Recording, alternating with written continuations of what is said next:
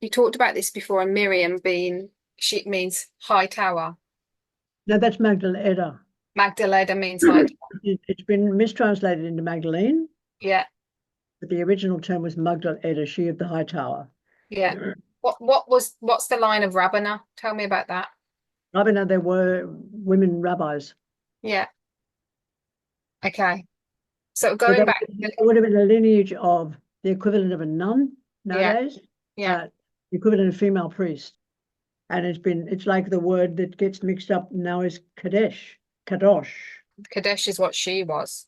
Miriam. Kadesha, this means holy. Yeah.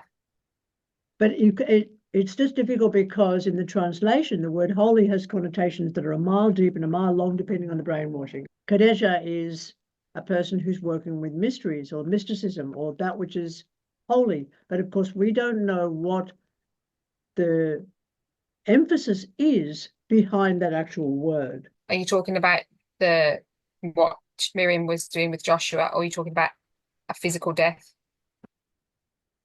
Well, the rites of Kadosh nowadays, I'm talking about that. Hmm. So that's where Kadosh fits in now, or Kadesh fits in now, to do with the death ceremonies in Judaism. It's got nothing to do with what's in the book.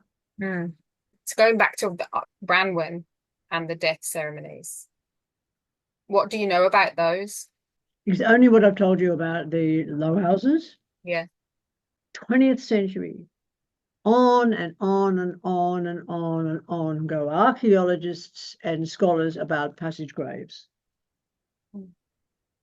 as if the whole idea of our ancestors had to do with like Newgrange or Brunaboyne or any of that they all were passage graves, despite the fact that they virtually found no skeletal remains in any.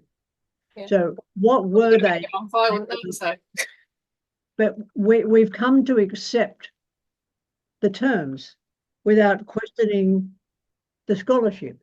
Lynn Kelly has gone there. She's talked about open and closed spaces and how open spaces like a corroboree ground is used for people to come together, similarly to Stonehenge with the ditch. Closed spaces would have been a Bora ring, similar to the kivas in Hopi territory, similar to the actual stones of Stonehenge. That would have been a closed space. Same with Brunaboyne. Underground, this is the underworld. This is underground, which is the whole going into the womb of earth to go through a process of initiation. Whereas we suffer from what unfortunately is called Chinese whisper syndromes, which means that we make shit up and we change it as it suits the season or the personality of the person doing the talking.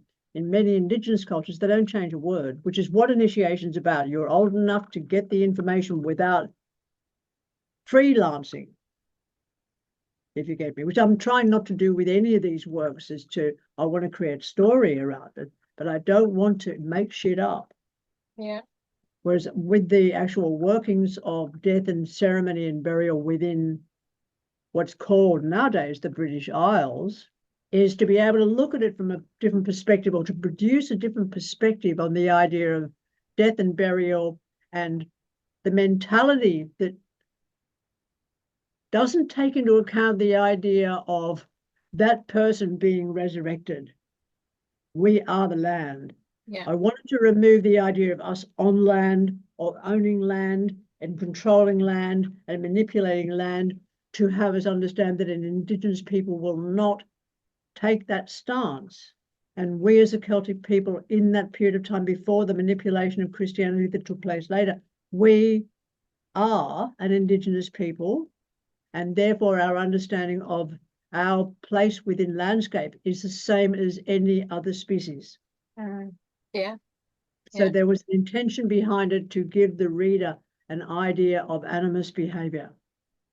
And it makes so much sense to go back to the land like that, because that's where it all begins, right? It's so interesting, and I didn't know any of that.